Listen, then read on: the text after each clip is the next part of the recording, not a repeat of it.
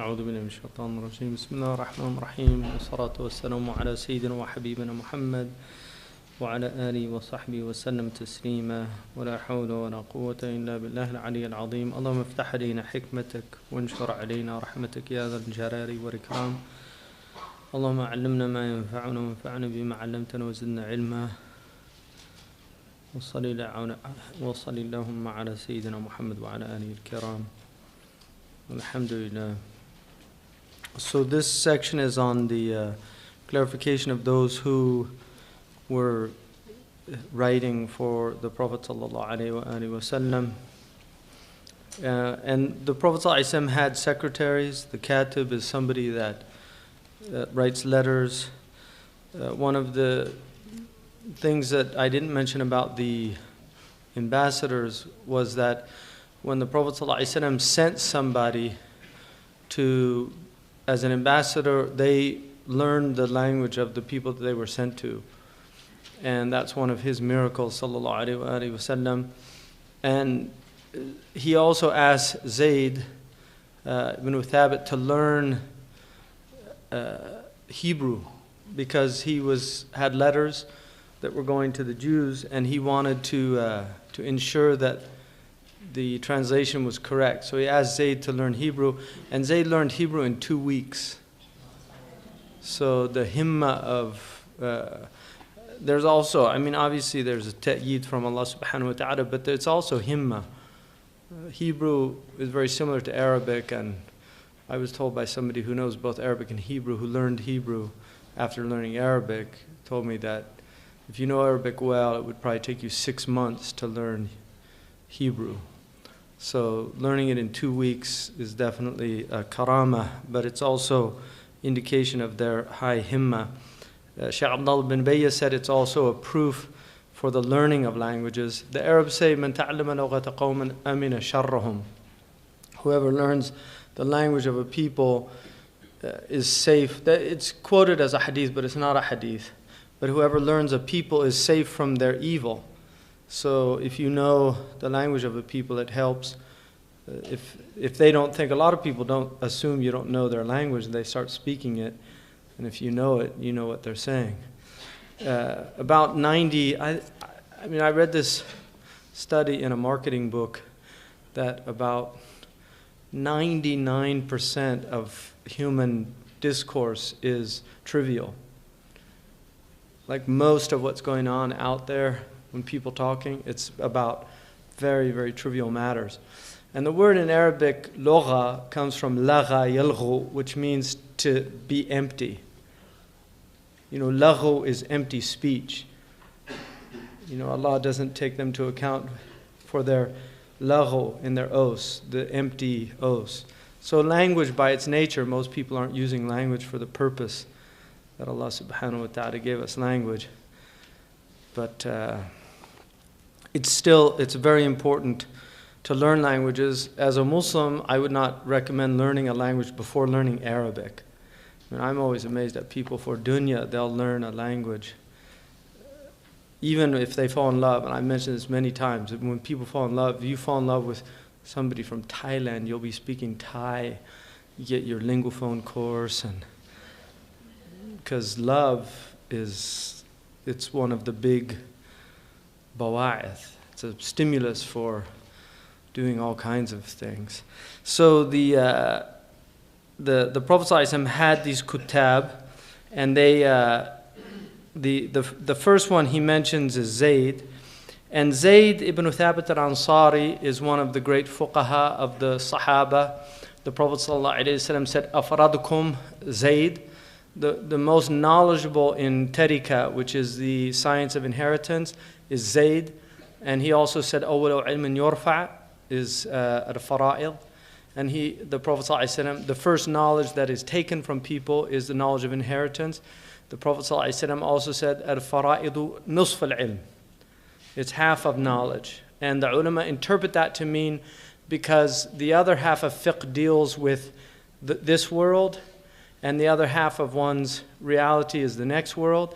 So because it deals with the death, that it's half of knowledge. The Prophet ﷺ I mean, inheritance is one of the great gifts of the ummah.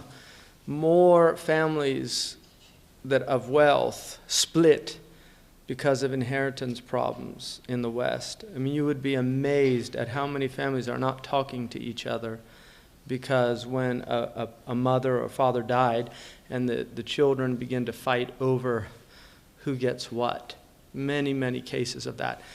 One of the very few things that there's very little khilaf about in fiqh is in tarika, because the Quran specifies very clearly who gets what. There's certain cases where they have differences, but it's very slight. The imams are generally in agreement on tarika, but Zayd was the great scholar of that. Shaykh Abdullah al-Qadi is a phenomenal faradi. That's what they call a person who knows that knowledge, ilm al-fara'id. And because Ahmad Dughan, his shaykh, you can't study with him without mastering the ilm al-fara'id. And he's doing that as a way of preserving Sharia, because he doesn't want to see that knowledge go, because that's the first to go. So if that goes, then others are going to follow. But as long as that one is here, it means the others are preserved as well. So that's his reasoning in keeping that knowledge alive. So that's Zayd ibn Thabit al-Ansari. And he also was the one who gathered the Quran during the time of Umar radiallahu anhu, and then it was written down during the time of Uthman. But Zayd was in charge of that project. The Quran was kept in the house of Hafsa, but Zayd, that was his project. And every verse that Zayd put down in the Quran was done with two witnesses, with the exception of the verse at the end of Surah At-Tawbah. That's the only verse that they accepted one witness. But the Prophet ﷺ had said that the witness of Ibn Khuzaymah was like two. He had the weight of two witnesses, but that's the only one. Now that did not mean that he was the only one that knew it. But the criterion that Zayd laid down to gather the Quran was that there had to be two witnesses that actually saw that verse written down in the presence of the Prophet ﷺ, so that it was recorded. And that's when they gathered all the Quran. So everything, because the Quran was written on leather, it was written on some of the shoulder bones of the animals.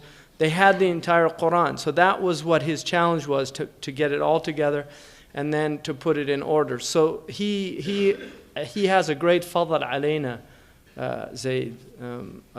Over every time you read the Mushaf, it's that was his endeavor, and he's the one that did that. So you can imagine all of the khair that he gets for doing that. And he also, radiyallahu anhu, well, I mean, there's alhamdulillah, there's a lot that could be said about each one of these men. But he was a katib for the Prophet sallallahu alaihi wasallam, and the Prophet ﷺ also used Ubay ibn Ka'ab, and who was also an Ansari. He wrote the Wahi. He was also one of the people that gave fatwa during the lifetime of the Prophet ﷺ. And Ubay was also somebody who was a master of the Quran. He also, his hadith was quoted the other day about the prayer on the Prophet ﷺ and the virtues of praying upon the Prophet ﷺ. And then you have Zubair ibn al-Awwam. And Zubair radiallahu anhu, who comes later in the text as one of the 10 who was given paradise. Zubair ibn Awwam is the son of al-Awwam, who's the son of Khuwaylid. And Khadija is also the daughter of Khuwaylid. So Zubair was the nephew of Khadija. Khadija was his aunt. And Zubair ibn Awwam radiallahu anhu is also related to the Prophet ﷺ from Safiya, because his mother is Safiya. So he was very close to the Prophet ﷺ in lineage. And Zubair radiallahu anhu was the Hawari of the Prophet. He said, Kullu nabiyyin lahu Hawari wa Hawariyi Zubair. Every prophet has a disciple. Like the Hawariyun were the disciples of Isa. And my disciple is Zubair. Zubair is also the father of Abdullah ibn Zubair. And he was married to Asma, the daughter of Abu Bakr. So Abdullah is the first child born in Islam, and he's also the daughter of, he's the son of the daughter of Abu Bakr, the sister of Aisha radiallahu anhu. So it's important to see that this first community were tied in blood ties that were quite extraordinary and unique. Abdullah, when he took over the Hijaz, because he ruled the Hijaz during the Umayyad period, there was a rebellion in the Hijaz against Bani Umayyah because of a lot of the aggression of Bani Umayyah on some of the Muslims. And Abdullah bin Zubair, he was the one that was the leader of that rebellion. And he was in charge of Mecca. Hajjaj ibn Yusuf sent the army to Mecca, and actually it was the first time they used catapults.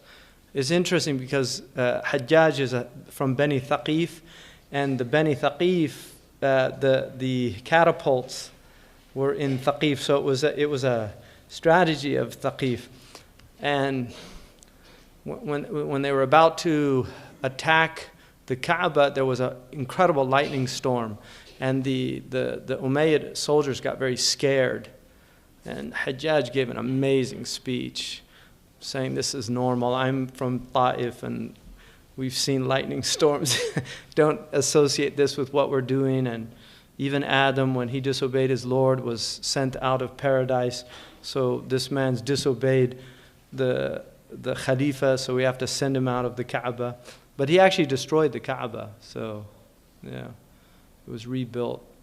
And Abdullah went to Asma and his mother and just said, what do I do? And she said, well, if you did this for God, then you have nothing to fear. If you did it for other than that, then I would be worried.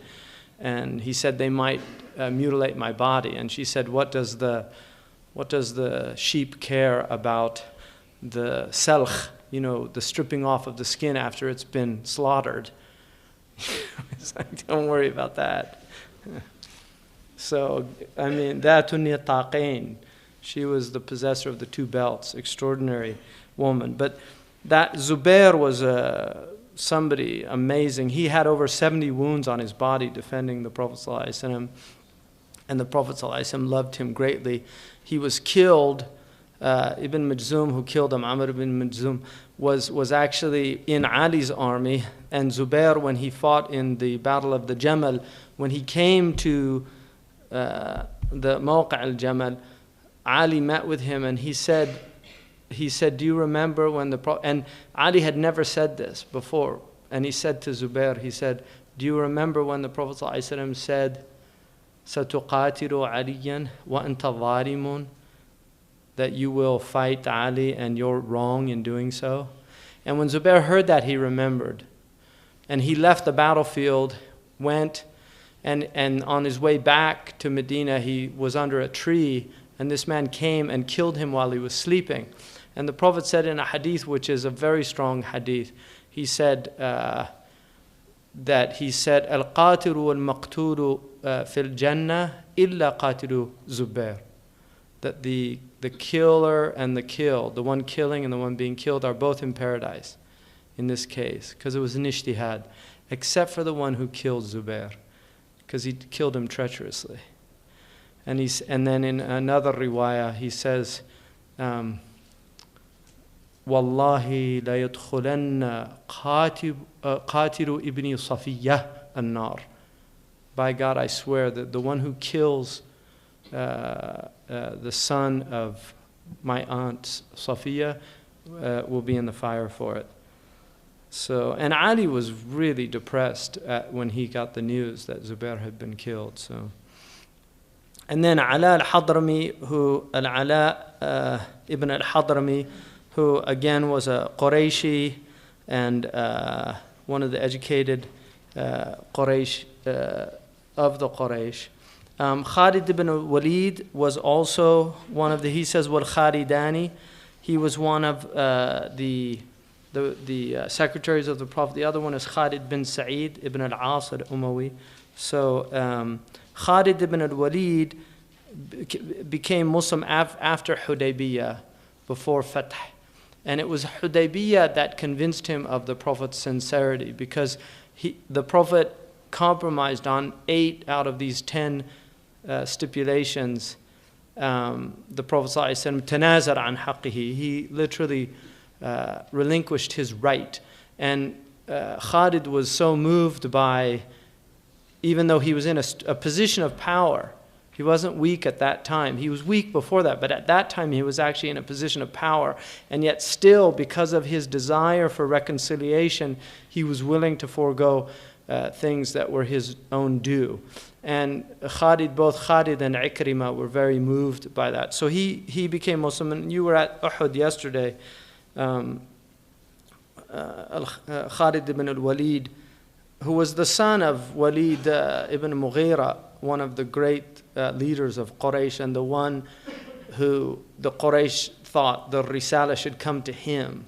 So he was a very proud and strong man. And then the Khulafa al-Rashidun, who are the 4 Khalifs, Abu Bakr, Umar, Uthman, and Ali, each one of them also, they could read.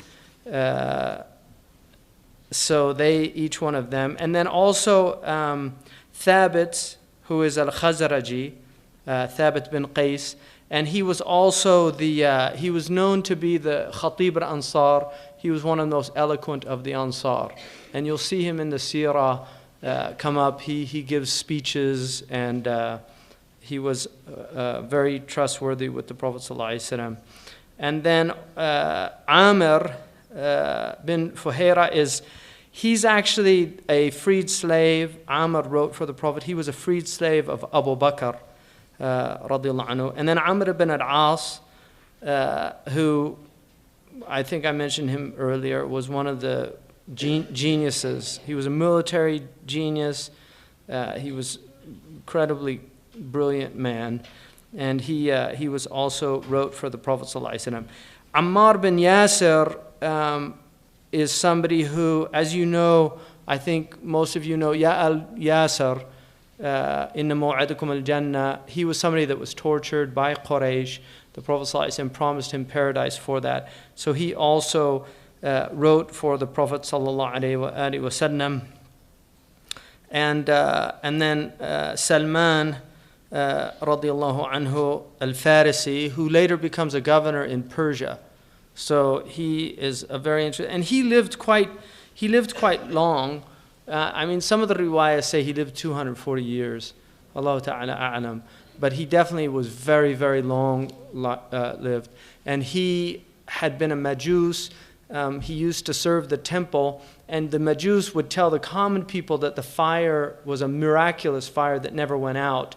And he used to see sometime the wind would blow it out and they would go light it again. So he knew that they weren't telling the truth. And then he went to become a Christian, and he actually stayed with one of the Byzantine monks for quite some time.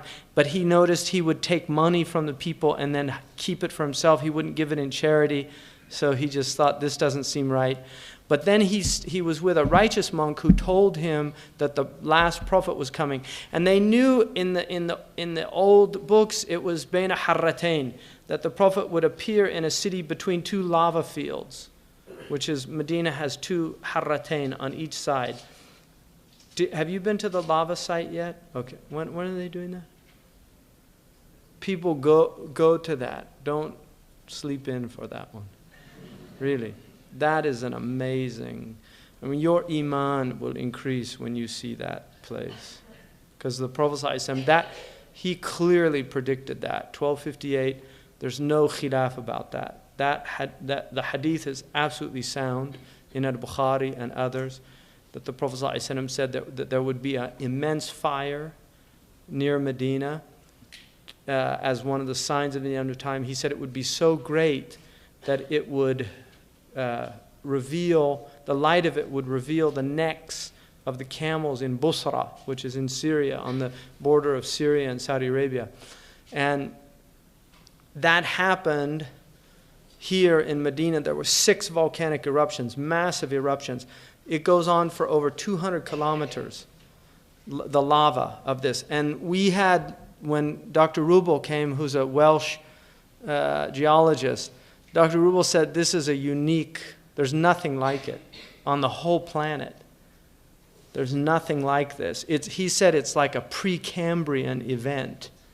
It's something out of like prehistoric geology. You know, he said there are volcanic eruptions, but the level that happened, what occurred here, he just said is really unusual. And it rolled, the lava rolls down, and you can see it on the satellite map. It rolls down. There's a picture of it in your booklet. But it rolls down, and as it comes to Medina, you know, it turns and goes uphill. And I swear, and we have him on film saying, because he's not a Muslim, this was outside of the Haram, and he was flown in a helicopter. The Amir Jalal Khairan brought him in just to give us this lecture. But I asked him, we have this on camera, I asked him, how did that happen? I mean, what's the scientific explanation for that? And he said, I have to be honest with you, there's no scientific explanation for that.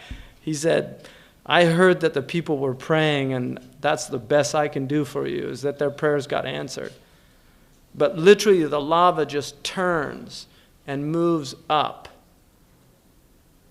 So, and when that happened, all of the people of Medina went to the masjid. They said that they broke all the musical instruments in the city. They broke all the bottles of wine. They freed all of the slaves, which shows you they knew, like, keeping slaves. You want to get close to God, free the slaves. They freed all the slaves. They all went to the Prophet's tomb, and they did beseeching. I mean, in all the recorded records of this, tawassulu, you know, they begged the Prophet ﷺ to intercede for them. And Abu Shama, who's the historian who was here at the time, the Syrian historian, Ibn Hajar records this. It's mutawatir. This event is literally a fact. It's as sound as any historical fact that you know of in human history. He was an eyewitness to it. There were several eyewitnesses. He said that for several months, they were riding at night in Tayma by the light of this fire. In Tayma, which is about 700 kilometers from here. And I asked Dr. Rubel, how far would have the light been seen? He said easily Syria and Iraq. In Syria, in Damascus, they did the kusuf prayer because the black smoke covered the sky, and they actually thought it was a eclipse. So this happened. This is historical fact, clearly predicted by the Prophet ﷺ, because we have the hadith written long before. We have manuscripts long before this event happened. The Prophet clearly predicted this. To me, this is to deny that it's just a clear miracle. Even when I told my brother about that, you know, he said that's prophecy. I mean, it's the Prophet ﷺ clearly prophesied this event. So it's an amazing place to see it. I mean, I actually suggested to the Amir that they put out a museum out there and have a train from Medina to take people out there and put a museum of Dalail al-Nubuwwah out there. Just all the proofs of the prophecy, because just for the pilgrims to be able to see that, it just increased your faith. Wallahi, I felt my iman it went up when we were out there looking at that place. You know, sallallahu alayhi wa sallam. So it's an incredible event that happened and was predicted by our Prophet sallallahu alayhi wa sallam. So, but anyway, Salman al-Farisi was told that he would be between these two lava places. One thing about the Arabian Peninsula, this was all volcanic. The whole peninsula was volcanic, and which is why you see these very unusual formations here. It's a very unusual. I mean, Rubel, what he did, what Dr. Rubel did, and it's sad that he's not known for this. He did in the last. He's been doing this for 30 years, doing a geological survey of the entire Arabian Peninsula. He did what was done in the 19th century by the Europeans all over the world. He did in the late 20th century of Saudi Arabia. Nobody had done this before. I mean, this is his life's work. But he said it's just a really unusual place. The whole peninsula is very unusual for a geologist.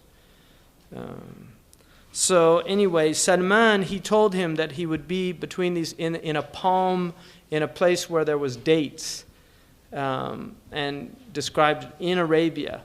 And so Salman actually on his way was taken slave. And in those days they had Qurrat Turuq, these people that used to, in those days, I mean, we still got this going on. So that, people enslaved by people. This happens, human trafficking is a real problem internationally. There's like, I think the UN estimates there's probably about 40 million people on the planet that are in some form of bondage, like servitude that they cannot get out of. So this still goes on. In America, they say at least 40,000 people are smuggled into America as slaves. Slaves, literally. Chinese, Mexican, Asian, different come in. They work them in sweatshops, sexual slavery, domestic slavery. So it's not like things have changed a whole lot. But he was taken as a slave unjustly, sold here to somebody in Medina, but he was happy to be here. I mean, his niyyah brought him here, because even though he was brought here as a slave, this is where he was headed. And when he first met the Prophet, one of the things that he was told by the monk was he would accept a gift but not sadaqah. And so Salman went to test him, which is important, and even the ulama take this as a dalil of testing people to see if they really, can teach or something like that. So he asked him. He brought the dates and he put them down, and the Prophet ﷺ said, "Is this sadaqah or hadiyah?" And he said, "Sadaqah." And so he distributed it amongst some of the people, but he didn't eat it himself. So he noted that. The next time he came, he brought dates, and he said, "Is this sadaqah or hadiyah?" He said, "Hadiyah." And then he ate from it, sallallahu alaihi wasallam. And then he told Salman, because Salman had been told about and he showed him the seal. And Salman became Muslim. And then they wanted him to be freed, Salman to be freed. So the Prophet ﷺ went to his owner, and he said that he would accept 300 date palms if they planted them for him, that when they started producing fruit, that he would free him. So the Prophet ﷺ planted the date palms, and in a few months they actually, even though date palms take much longer to come to fruition, in a few months they'd all grown, the 209, except for one. It was still in a normal growth spurt. And when they came to look at it, the Prophet ﷺ said, "Who planted that?" And Umar said, "I did, Ya Rasulullah." Yes.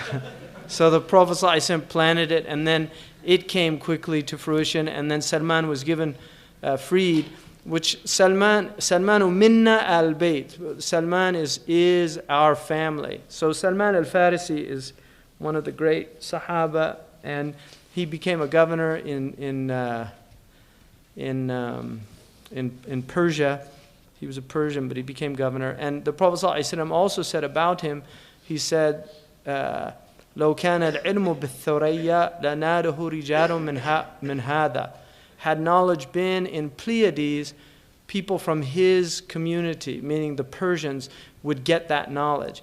And that is another clear sign of his nabuwah, One, because of the genius of the Persian people. There's a real genius in the intellectual genius of the Persians predates Islam, their contribution to many, many sciences.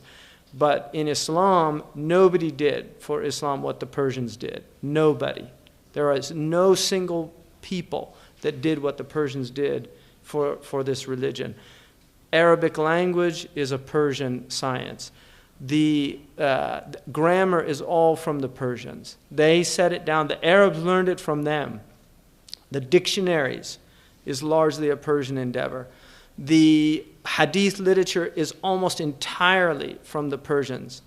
Almost entirely. The great collectors of hadith, with the exception of Imam Muslim, are Persians. And the greatest of them is their Imam al-Bukhari. I mean, Malik is an exception also. But Malik's hadith is really a book of fiqh. I mean, there's about 1,723, I think, hadith in the Muwatta, and over 700 of them are hadith. But there are a lot of marasil, there's a lot of aqwal, there's what's called balaghat of Imam Malik, which are just things he said, balaghani, anna Isa qala kayta kayta. It's come to me that Isa said this or that. So, and then he has his fiqh opinions. But all of the muhaddithun are from them. Most of the great people of tasawwuf are from the Persians. Imam al-Junayd is the Imam al-Ta'ifatain. He's the Imam of the Imam. You just go on and hadithu wala haraj. So they have an incredible contribution to, and that hadith to Islam, and that hadith is a clear proof of the Prophet ﷺ's prophecy, because he was saying, وَآخَرُونَ مِنْهُمْ لَمَّا يَلْحَقُوا بِهِمْ. In Surah Al-Jumu'ah, when Allah subhanahu wa ta'ala says, and there are others coming that have not come yet, that was referring to the Persians according to the Mufassirun. And also that تُدْعَوْنَ إِلَى قَوْمٍ أُولِي بَأْسٍ شَدِيدٍ. You will be called to a people who have great power. Those are the Persians. So, and also just as a reminder, we were just with one of the Shafi'i sheikhs of Persia in the Haram yesterday with Sheikh Abdullah al-Qadi, who's a friend of Sheikh Abdullah al-Qadi's. And I asked him how many Sunnis were there in Persia, and he said probably about 15 million. So people tend to forget that Persia is still has many, many Sunnis, Hanafis and Shafi'is largely. So, and it wasn't until the Safavid dynasty that there was an imposition that people were forced to become Shia. Before that, the majority of Furs were Sunni Muslims. And they said about Isfahan, which when you see the contribution of the Isfahanis to Islam, I mean, it's a stunning contribution. But they said about the Isfahanis, Ahlu Isfahan Qurayshu Furs. They were the Quraysh of Furs in their language, in their balagha. Badi'u Zaman al-Hamadani, the maqamat are from them. Also the Raghab al-Isfahani, one of the greatest scholars of Quran. His mufradat is a umda in the science of Quranic knowledge. So really extraordinary people. That's all just from mentioning Salman al-Farisi radiyallahu ta'ala anhu. But we tend to forget, the Persians now, unfortunately a lot of Muslims kind of almost look down on them, which I think is a big mistake. They're great people, and especially right now because of the tension. We really have to be ambassadors for those people in the West, because they're good, decent people, and people are very ignorant of who they are. So it's really important to do that, to remind people of the human contribution. Khawarizmi, people forget so much of higher mathematics is from the Persians. Medicine. And also astronomy. Extraordinary contribution in astronomy. And the fact that the Prophet said Thuraya, I mean, just think about that. if their knowledge, because he could have said China or whatever, but he said the stars, they most of the great books of astronomy came out of Persian astronomers in Islam, and that was definitely the it was their work that led to incredible expansion of astronomical knowledge in the West. So that's Salman al-Farisi. And then also Bilal, the mu'adhan, there's a khilaf about whether he was a Habashi or a Nubi. If you know any Nubians and you say Bilal al-Habashi, you'll realize how strong the khilaf is, because they really claim him as their own. But the more dominant opinion is that he was Ethiopian. But the Arabs, to the Arabs, Ahbash were the blacks. So we don't know. Just by calling a Habashi doesn't necessarily mean that he was from Ardu Habash. But that's what he's known as. And then Abu Sufyan, the son of Abu Sufyan is Muawiyah radiyallahu ta'ala anhu.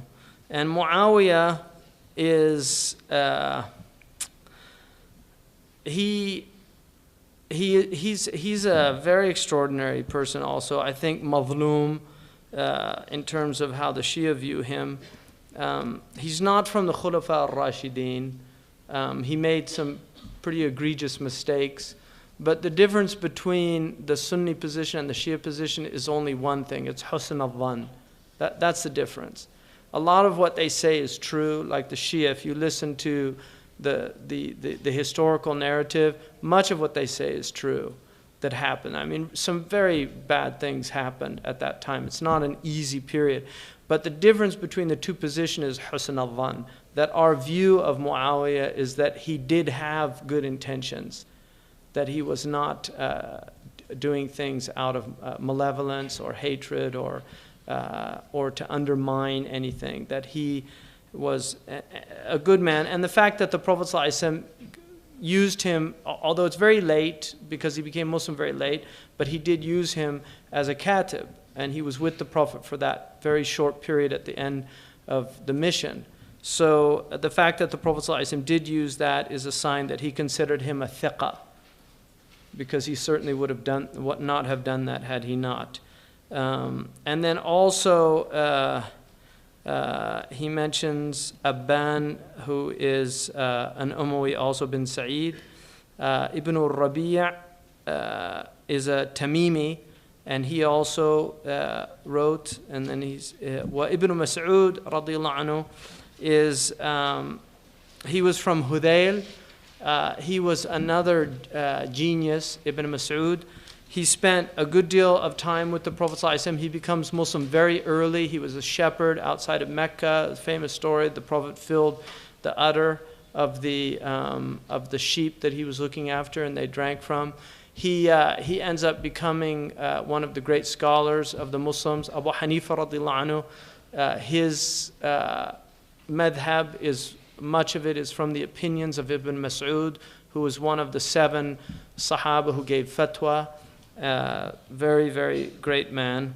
And then also Hamza ibn Abdul Muttalib, who's the uncle of the Prophet ﷺ, and Miqdad ibn Amr al-Kindi, who also wrote Talha ibn Ubaidillah, Sa'ad ibn Abi Waqqas. Talha, we're going to talk about him when we get to the Mubashirin, so I'll wait for that. And then Sa'ad ibn Abi Waqqas, another very extraordinary man, and related to the Prophet ﷺ, close. Wa Abu Sufyan ibn Harb also. And then his son Yazid, Abdullah ibn al-Arqam also. And then, let's see.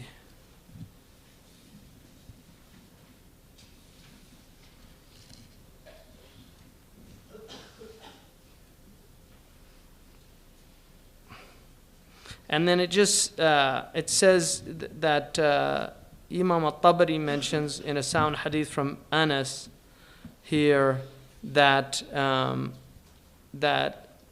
al-Miqdad was one of the people, bin Amr al-Kindi, who struck the necks of people that were, so he was basically an executioner before the Prophet ﷺ. And then Ali ibn Abi Talib and Zubair ibn al-Awwam, Muhammad bin Maslam al-Ansari, who also was involved in the assassination of Ka'ab, Asim ibn Thabit, who was another Ansari, radiallahu anhu. So all of these people were people that wrote at some time before the Prophet Quran, letters, different things, and they were all literate. And the Prophet ﷺ, although the dominant opinion was that he was not literate, in that he did not read, there is an opinion that he actually could read. Sometimes you will hear people who argue that, you know, he was a merchant, and how can you be a merchant if you can't read? Well, what do you think these women out here are doing? Right, just talk to some of these women from Chad and things. I mean, these are ummiyat. But trust me, they know how to buy and sell. They get all their goods. They go and they pay for them. They know what they're doing. So there are many, many people that are illiterate all over the world that are buying and selling and are quite successful at that type of business. So it's important to note that. And illiteracy does not negate numeracy. There are people that can work with coins, even the abacus. They can work with these type things. The Prophet ﷺ, one of the extraordinary things about his religion is it has maintained the earliest form of numeracy, which is the digits. Why do we have decimal system and just by coincidence we have 10 fingers? I mean, there's a relationship between the decimal system and the fact that we have 10 digits. So counting on these fingers is something, you can go quite high. I mean, for people that do dhikr on their fingers sometimes, you can do 1,000 if easily. And the Arabs did not count generally beyond 1,000. Gold, because money was of value at that time, gold, a dinar, which today would be like a Krugerrand, something like that, it was real money. And so when you bought things, you bought with gold or silver, generally, sometimes copper, or you bartered. So the amounts of money that middle-class merchants would be using would not be a great deal of money. It would not be. And that's why even one of the Sahaba who was at Kisra was offered, somebody offered him 1,000 dirhams for a piece of the carpet. And somebody else said, no, I'll give you more than 1,000. And he said, is there more than 1,000? And that's what he asked. And that's why the Arabs did not, you know, Alf Layla wa Layla means 1,001 nights. The whole point of that is that it's like endless. And one of the miracles of the Prophet, in my estimation, is the fact that he articulated 1,000,000 when he said alfu alf, 1,000,000. Because million is not a pre-modern number. The Romans didn't have a number for that. So the fact that he articulated that in terms of for Arabs, alf, I mean, that would not have meant, they just wouldn't have grasped that concept. It probably would have to them been something like infinity. But he articulated 1,000,000 in many, many hadiths. So the idea that he was, his unletteredness is the dominant opinion. And he definitely asked Imam Ali where it said Rasulullah when he was going to erase it from the letter. He said, "Where? Show me."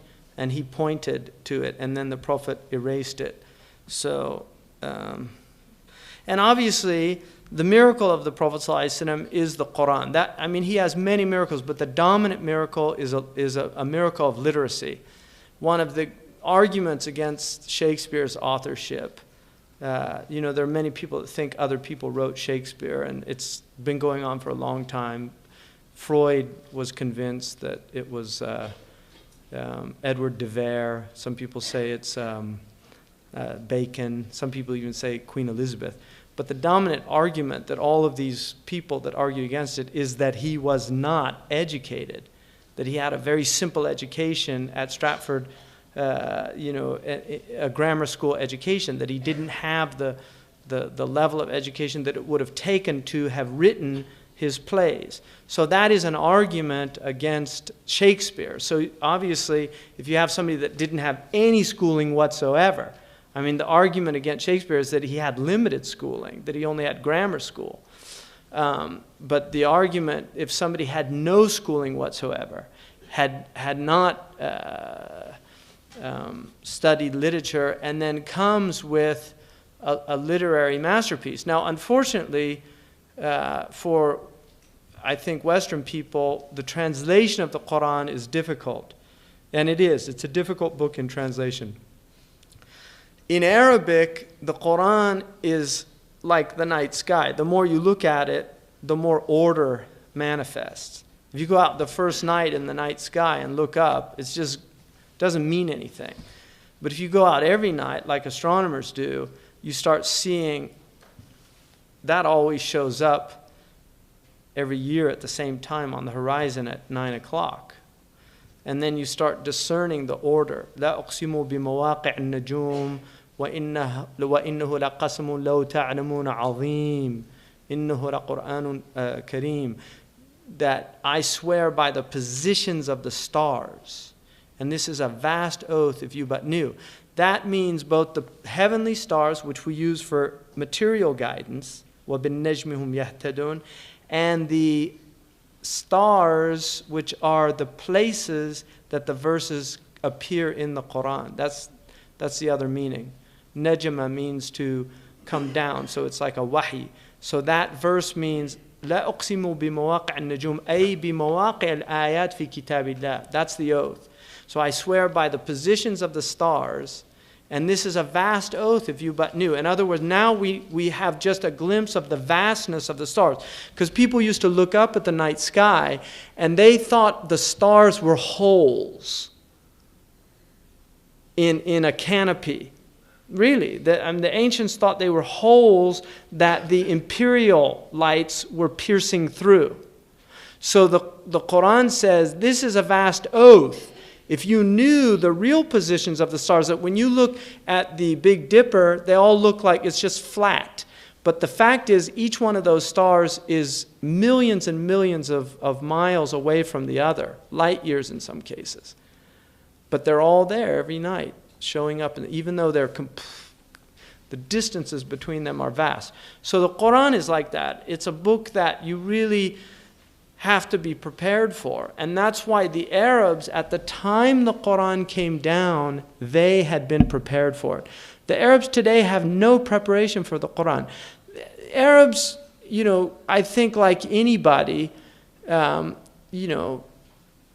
mean, you can quote a line of poetry to an Arab, and he might not understand it, but just the sound of it will hit him. So they respond to the Quran, but if you really, most of the Arabs today can't understand the Quran. They just don't have access to the Quran. And that is certainly true of the Ajam as well. But the miracle of the Arabs was the Quran. The miracle for the Ajam is the Prophet ﷺ. He's the miracle of the Ajam. And that's why the Ajam have that intense love. Wherever you go amongst the Ajam, there's that intense love. And it's something that some of the Arabs have a hard time understanding. Like why the Pakistanis are completely insane about the Prophet ﷺ. It's because that's their access to this truth. They don't understand the Quran, but they know the Prophet ﷺ. That's their connection. And that's the great gift to the Ajam, is the Prophet ﷺ. That's why it's so important to inculcate that love of the Prophet ﷺ and who he was, and explain to people who he was. Because the people don't have access to the Quran, but they have access to the Prophet's character, to his Seerah, through these works that are done. People read. I know many people that read Martin Ling's Seerah and became Muslim from reading that Seerah. And now Karen Armstrong's Seerah will open up the Prophet ﷺ to many, many people that they would not, if they read the Quran, it just wouldn't be accessible to them. I mean, Carlyle, who was quite fair, said it was one of the hardest reads that he'd ever had. And he was reading Sale, and Sale's actually a reasonably good translation. But it's the Quran is difficult for it when it goes into a non-Arab language, because Arabic is such a sophisticated language. So the Arabs, that first period, they were the ones that just, it knocked them out, because they knew language. They knew the mu'allaqat. They knew the great poets of Arabia. They knew them. They lived them.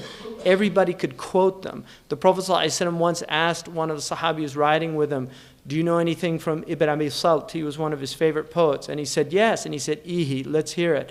And he said, I recited a few lines, and then I stopped. And he said, Ihi, let's hear some more. And then he said, I recited a few more. He said, Ihi, let's hear some more. And he said, I kept going till I recited over 100 lines. And the Prophet was listening and enjoying it. The Prophet ﷺ said that أصدق قول الشاعر قول اللبيد. The truest thing a poet ever said was what Labid said. The Prophet knew Labid's poem. And it's a beautiful poem. I just read it last night again, and I was just struck by it. It's just one of the most beautiful poems. But the Prophet loved poetry. Don't think he didn't like poetry. The Prophet loved poetry. When I first read Khansa, I wept. Literally. I mean, I wept reading some of her Ritha of Sakhar and Muawiyah. I mean, it just brought me tears. And I felt so happy when I read that the Prophet wept when he heard.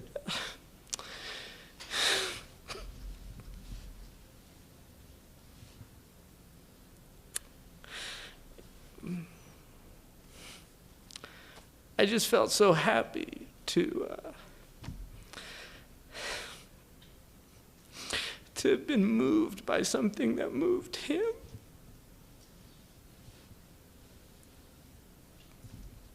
It was just like it was such a gift to, from Allah, to have that sensitivity to poetry that he had. I just felt really honored by that. So,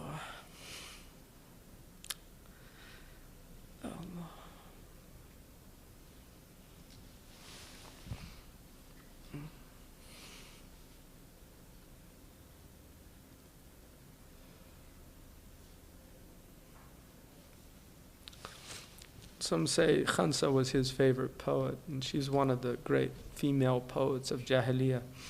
She had a little pug nose, which is what Khansa means, a pug nose. Allah.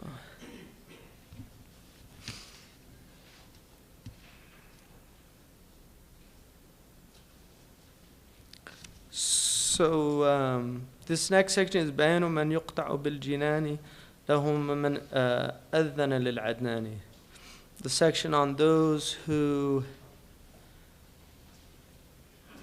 it's absolutely certain that they're going to paradise.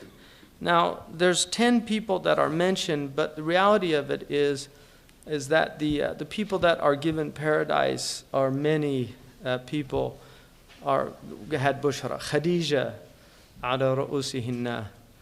The Prophet actually, when she was dying, he said to give Maryam his salam in paradise, radiyallahu anha. So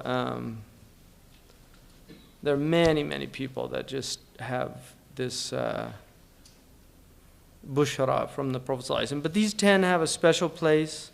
He says, يُقْطَعُ بِالْجَنَّةِ وَالْإِكْرَامِ لِعَشِرَةٍ الْخُلَفَاءِ الْأَعْلَامِ. The first are the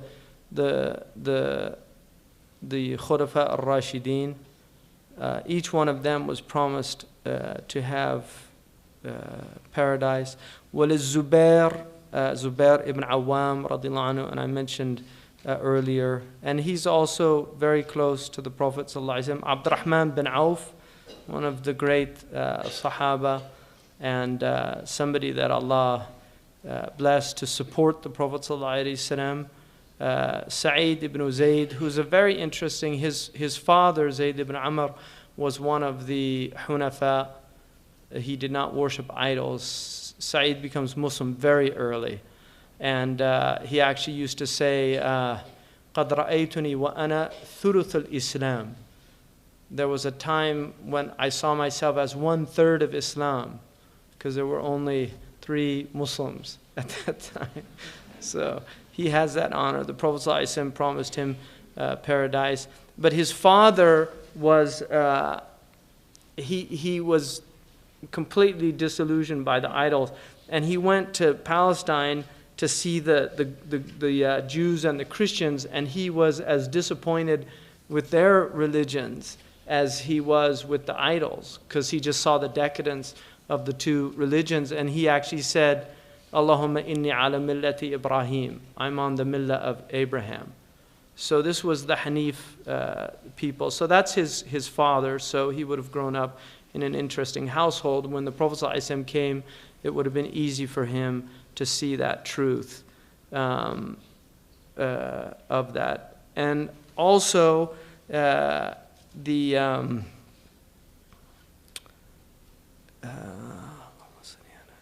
he has a relationship with the Prophet ﷺ. In each one of these 10 have a relationship with the Prophet to one of his fathers. So they all, Taym is the son of Murrah, Abu Bakr radiallahu anhu. So he's united with the Prophet at Murrah. We did that. It's in the names that you learned. And then Umar radiallahu anhu also is related to him at Qusay.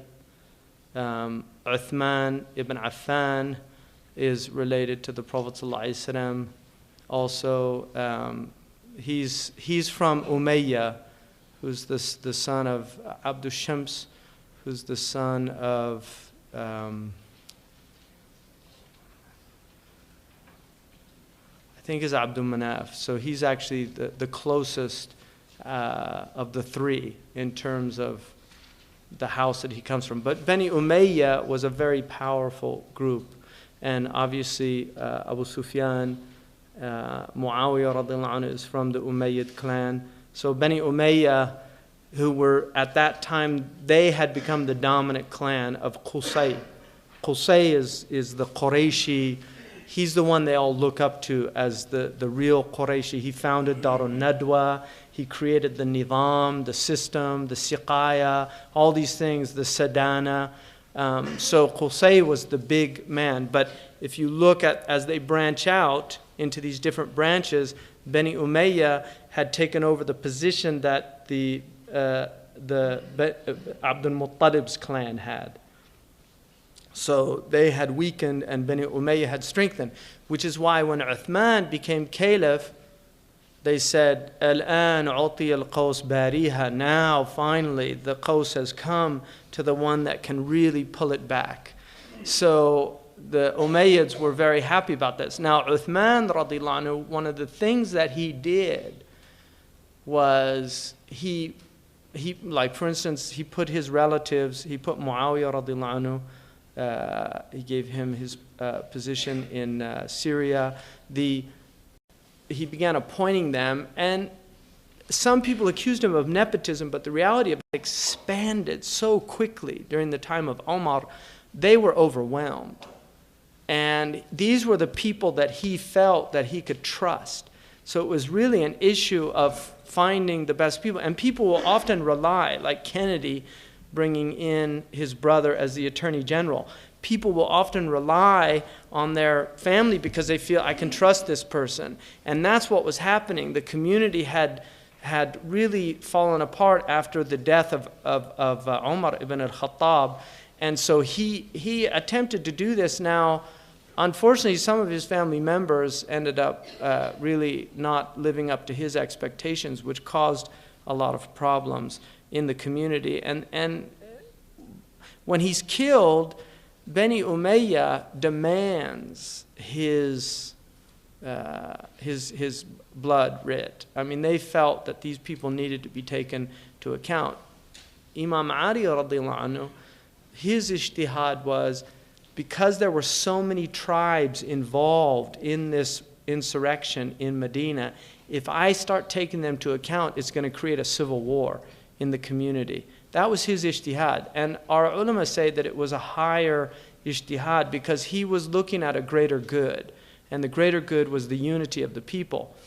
But unfortunately, Muawiyah and his people, Abdurrahman, Amr ibn al-As, Abu Musa al-Ash'ari, Sayyidah Aisha radiallahu anhu, Zubair ibn Awam, many, in fact, a couple of the Sa'id ibn Usaid, I mean, these people, and they were great Sahaba, they disagreed. So this created a real schism in our community. And we're still suffering the repercussions of it to this day. But the ijtihad of Imam Ali was considered the correct one even by the Sunnis. So we agree with the Shia on that it was the correct ijtihad. When Sayyidina Ali is finally killed, Hassan ibn Ali was the one that they attempted to take bay'ah with. But Hassan and the Prophet ﷺ said, "Inna hada sayyid." This is a righteous leader of his people. And he said, سَيُصْرِحَ اللَّهُ بِهِ بَيْنَ فِئَتَيْنِ عَظِيمَتَيْنِ مِنَ الْمُسْلِمِينَ. Allah will rectify between two great factions of Muslims by this young man. And Al-Hasan bin Ali, when he was offered the Khilafah, he preferred to give it to Muawiyah. He said, just take it. So he actually tanazal an haqqihi, and that is called amal jama'ah. So Sayyidina Ali is killed in what they call the year of unity because Al-Hasan's action unified the community. So it was quite an extraordinary event in our history.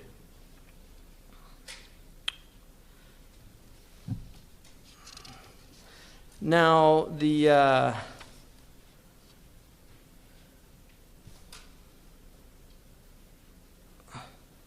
and then also Amir is Abu Ubaidah ibn al-Jarrah, and he is also an extraordinary person, becomes Muslim very early on.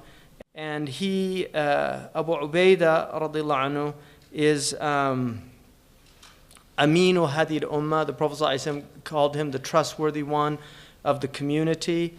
And he's also related to the Prophet ﷺ. And is joined in his ancestry. And then also Sa'ad ibn Abi Waqqas. By the way, Sa'id ibn Zayd was married to Sayyidina Umar's sister, Jamil. And you know the story when Umar goes to the house. They were studying the Quran. It's a famous story when he became Muslim.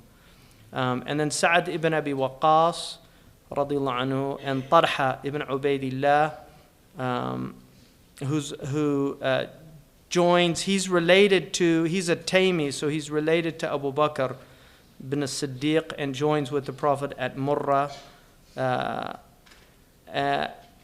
So each one of these, Allah subhanahu wa ta'ala, through the Prophet ﷺ, promised them paradise. So all of them are Sa'id. Allah subhanahu wa ta'ala has made all of them felicitous. So what time is it right now? 6:15. Who memorized the names? Oh, look at all the women. Few men. A lot of women. Alhamdulillah. So what was the ma'in? Shahin, aqin, kammin, kalaghfamin, kakhmin, amin, ma'in.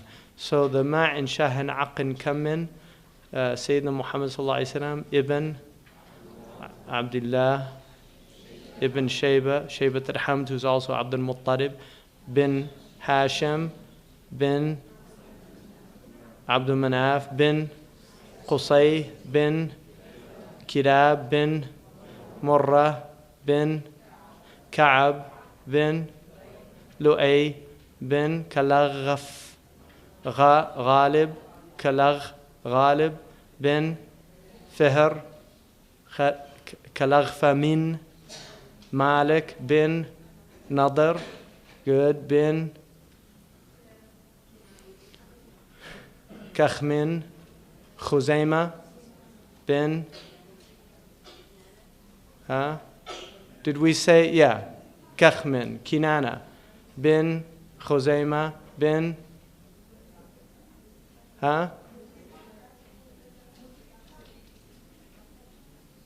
Mudrika, bin Amin, Ilyas,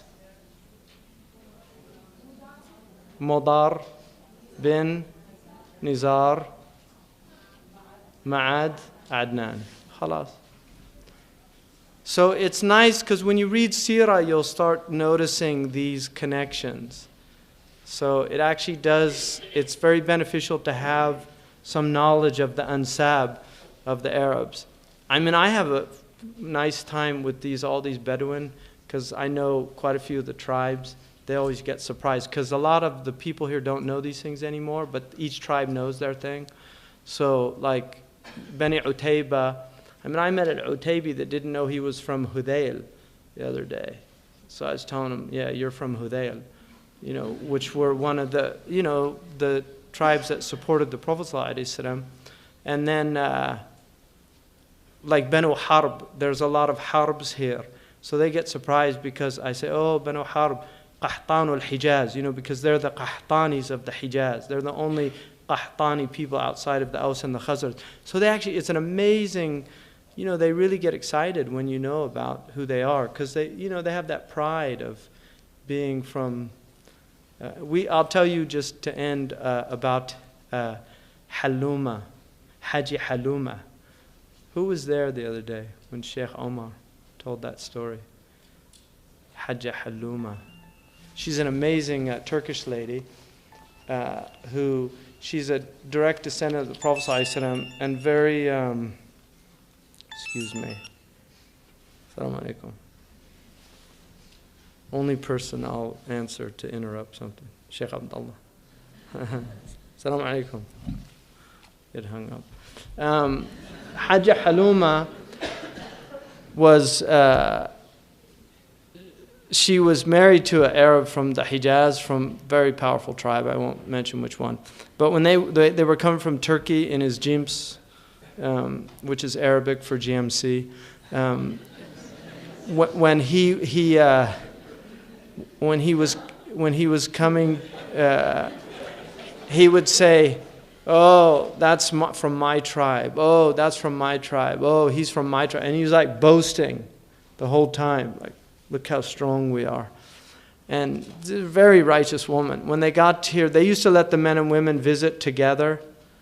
So she got to the grave of the Prophet ﷺ and she said, Ya Rasulullah, she said, this man has been yata'ala alayya bi ansabihi. You know, he's been boasting since we took this journey about who his, he said, man ana, you know, alastu hafidatik, you know, aren't I your granddaughter? Isn't that something to be proud of? And this man just fell down at her feet and started kissing her feet and just said, ana khadimuki, I'm just your servant. Yeah, he felt so bad, you know, but he tells amazing stories about her. Anyway, thought I'd share that with you. Jazakumullah khairan. Assalamu alaikum wa rahmatullah.